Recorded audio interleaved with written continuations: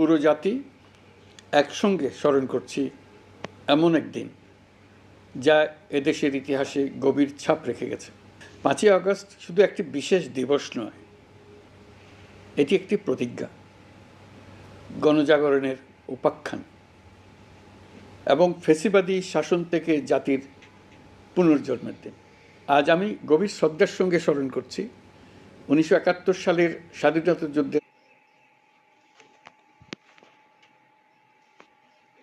মর্যাদা ও সামাজিক ন্যায় বিচার প্রতিষ্ঠার লক্ষ্যে এদেশের জনগণ সশস্ত্র মুক্তিযুদ্ধে অংশগ্রহণ করেছিল। লাখো প্রাণীর বিনিময়ে একটি স্বাধীন রাষ্ট্র প্রতিষ্ঠা হয়েছিল।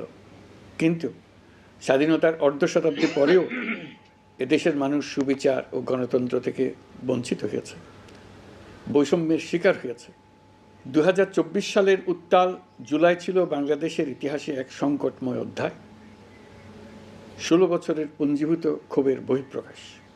এদেশের এই বিপুল সংখ্যক তরুণরা 16 বছর ধরে ক্রমাগত হতাশায় নিমজ্জিত ছিল। ভালো ফলাফল করেও চাকরির জন্য ক্ষমতাসীনদের দুয়ারে দুয়ারে ঘুরেছে। চাকুরিকে ঘিরে তৈরি হয়েছিল দুর্নীতি, স্বজনপ্রীতি আর তদবির বাণিজ্য।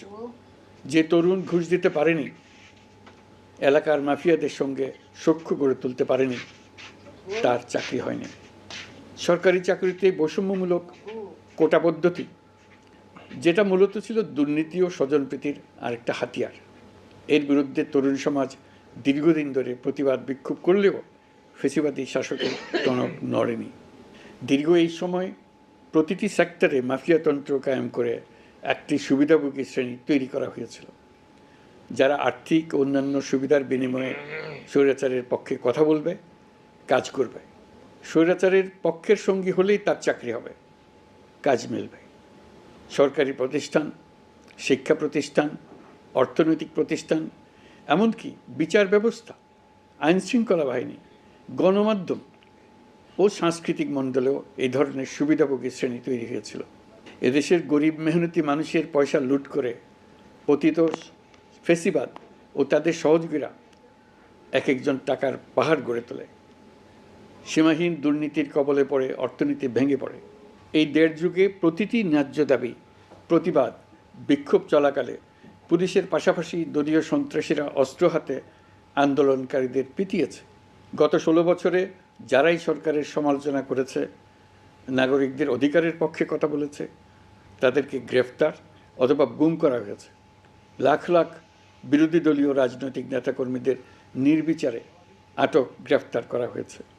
এই ভয়াবহ পরিস্থিতিতে 24 জুলাইয়ে দেশের ছাত্র সমাজ, তরুণ প্রজন্ম, সাধারণ মানুষ সবাই একত্রিত হয় এক নতুন দিনের প্রত্যাশায়। সমস্বরে তারা বলে ওঠে, এবার ফ্যাসিবাদকে যেতে হবে।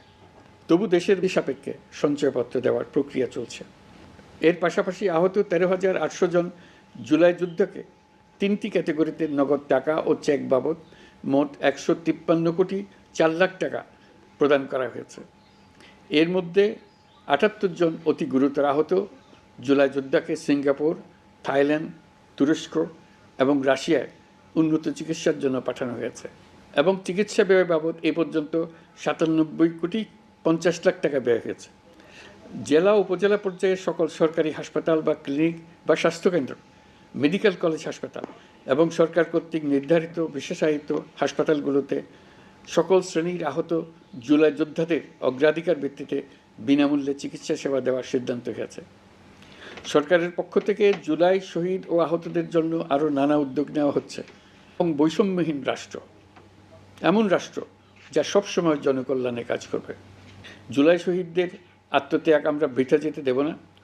তাদের আত্মত্যাগই হবে আমাদের পথ চলার প্রেরণা।